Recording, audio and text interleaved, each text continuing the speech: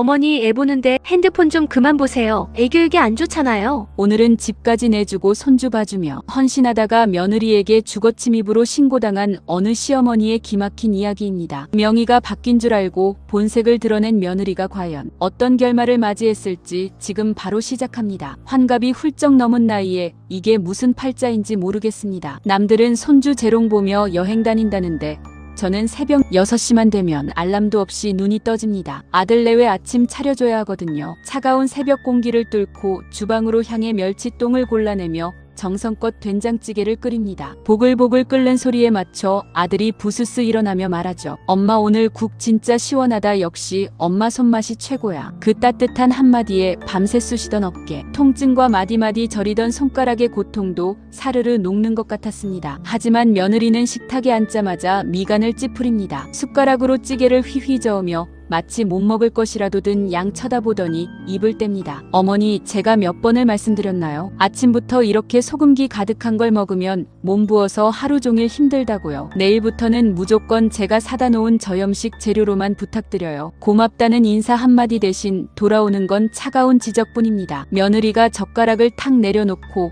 물 한 모금 마시지 않은 채 일어서는 소리에 제 가방 같은 가슴은 철렁 내려앉고 말았습니다. 아들 내외가 출근하고 나면 그때부터는 진짜 지옥 같은 육아 전쟁이 시작됩니다. 이제 막 뛰어다니는 5살 손주 녀석 뒤를 쫓다 보면 무릎 연골이 바스러지는 기분이죠. 준우야 제발 뛰지마. 할머니 무릎 아파서 못 따라가 소리를 질러보지만 아이는 제 말을 귓등으로도 안 듣습니다. 거실은 이미 장난감 천지가 되었고 저는 허리 한번 펴지 못한 채 거실 바닥을 기어다닙니다. 어느 날은 퇴근길 아들에게서 전화가 왔습니다. 엄마 나 오늘 엄마가 해준 갈비찜이 너무 먹고 싶어. 그 말 한마디에 저는 절뚝이는 다리를 이끌고 재래시장에 달려갔습니다. 손등에 핀 검버섯을 보며 한숨을 쉬다가도 자식놈 먹일 생각에 제일 비싼 한우 암소를 끊어왔죠. 주방에 서서 휴대폰으로 갈비찜 황금 레시피를 검색했습니다. 노안 때문에 침침한 눈을 가늘게 뜨고 화면에 코를 박은 채 한 글자 한 글자 정독하며 양념장을 준비하던 그때였습니다. 퇴근한 며느리가 현관문을 발로 차듯 열고 들어오더니 제 손에 든 휴대폰을 보자마자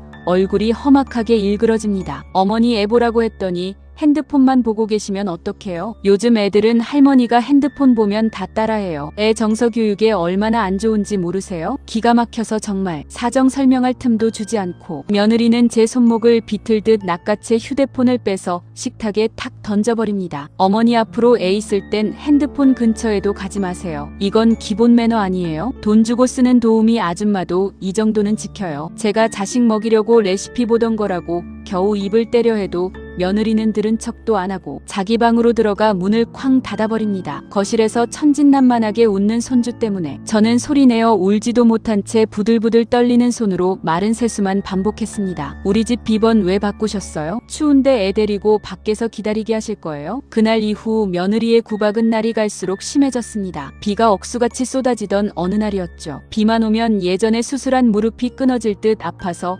아들에게 전화를 걸었습니다. 아들아, 오늘 엄마 무릎이 너무 안 좋아서 도저히 못 가겠다. 하루만 집에서 좀 쉬어야겠어. 아들은 걱정하며 알았다고 했지만 5분도 안 되어 며느리에게서 날 선 전화가 왔습니다. 어머니, 저 오늘 회사에서 정말 중요한 미팅 있는 거 아시죠? 겨우 무릎 좀 아픈 거 가지고 갑자기 이러시면 제 커리어는 누가 책임지나요? 지금 당장 택시 타고 오세요. 빨리요. 며느리의 고함에 저는 결국 진통제를 3알이나 삼키고 아들 집으로 향했습니다. 현관문에 들어서자마자 며느리는 고맙다는 말은커녕 제 젖은 가방을 툭 치며 무시하듯 말하더군요. 어머니 혹시 안방 서랍 깊숙이 숨겨둔 집 문서 어디 있는지 아세요? 그이가 곤명의 변경, 서류 준비한다던데 미리 좀 꺼내두시지 그러셨어요. 저는 제 귀를 의심했습니다. 명이라니 그게 도대체 무슨 소리냐? 제가 떨리는 목소리로 묻자 며느리는 비릿한 웃음을 지으며 제 얼굴 앞에 얼굴을 들이밀고 쏘아붙였습니다. 아유, 어머니도 참 아들이 사업 크게 키우려면 담보가 필요하다잖아요. 어차피 이 집 나중에 우리 집 될 건데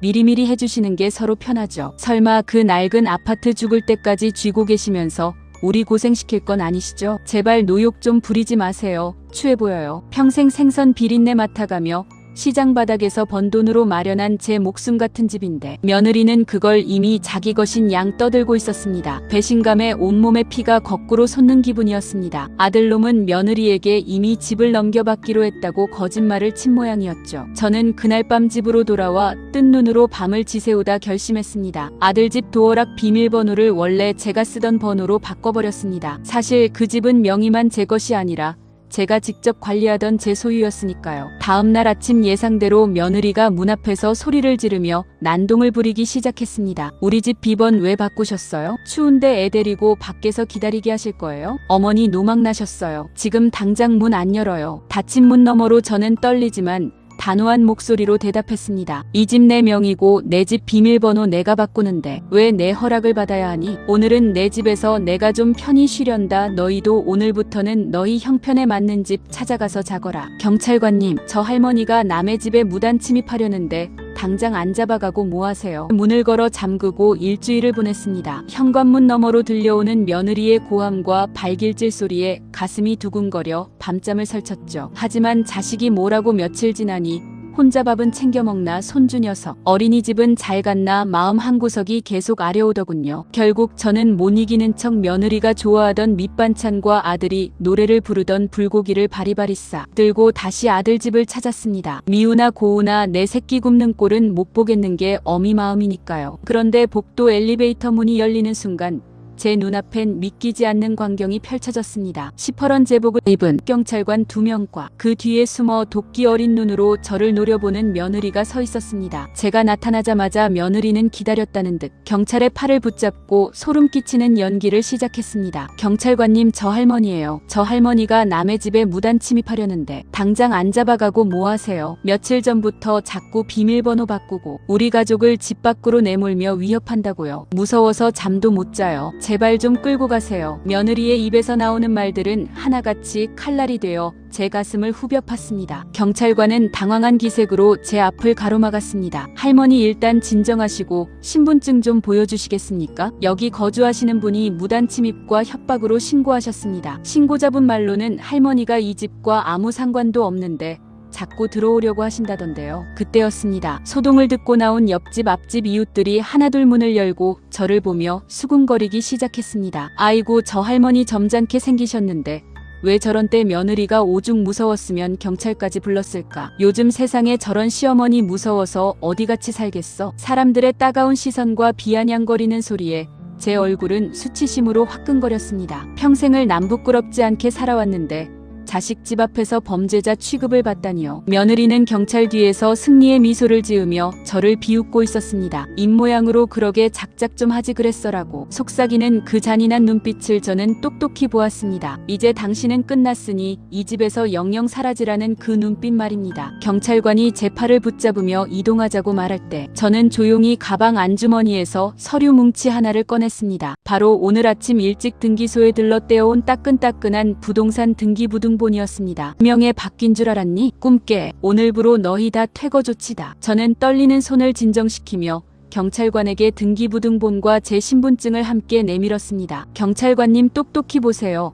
제가 이 집 주인입니다. 내 집 내가 들어가겠다는데 뭐가 무단 침입이라는 겁니까? 그리고 저기서 가짜 눈물 흘리며 저를 범죄자 취급하는 여자 제 아들 며느리인데 오늘부로 제 집에서 강제 퇴거 요청합니다. 경찰관이 서류와 제 신분증을 꼼꼼히 대조하더니 며느리를 향해 차가운 시선을 던졌습니다. 신고자분 이 집 주인은 이 어르신이 확실합니다. 명의 변경 기록도 전혀 없고 어르신이 합법적인 소유주이십니다. 오히려 신고자분들이 정식 계약서도 없이 무단 점유하고 계신 상황이네요. 며느리의 얼굴은 순식간에 핏기가 가시며 흑빛으로 변했습니다. 그럴 리가 없어요.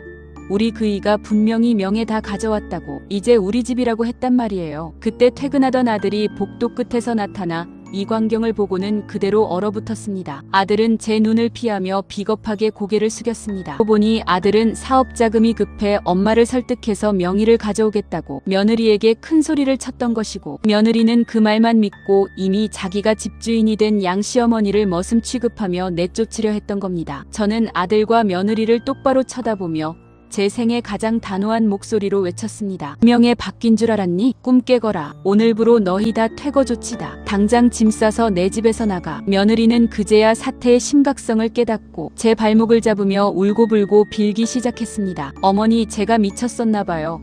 제발 한 번만 봐주세요. 저희 갈 곳도 없어요. 애 생각해서라도 이러시면 안 되죠. 하지만 저는 차갑게 그 손을 뿌리쳤습니다. 애 생각하는 엄마가 시어머니를 경찰에 신고하니 내 호의는 여기까지다. 너희 짐은 내가 다 밖으로 빼놓을 테니 알아서 해라. 결국 저는 그 길로 부동산에 전화를 걸어 집을 금매로 내놓았습니다. 아들 내외는 보증금도 없어 허름한 월세방으로 쫓겨났고 저는 그 집 한 돈으로 호텔 같은 실버타운에 입성했습니다. 자식 농사 다 소용없다는 말 뼈저리게 느낀 시간이었습니다. 내 집과 내 돈은 죽는 순간까지 내가 쥐고 있어야 한다는 것 여러분도 절대 잊지 마세요. 오늘 영상 어떠셨나요? 어머님의 통쾌한 결단이 공감되셨다면 구독과 좋아요, 알림 설정 부탁드립니다. 그럼 저는 더 가슴 뻥 뚫리는 사이다 사연으로 돌아오겠습니다. 감사합니다.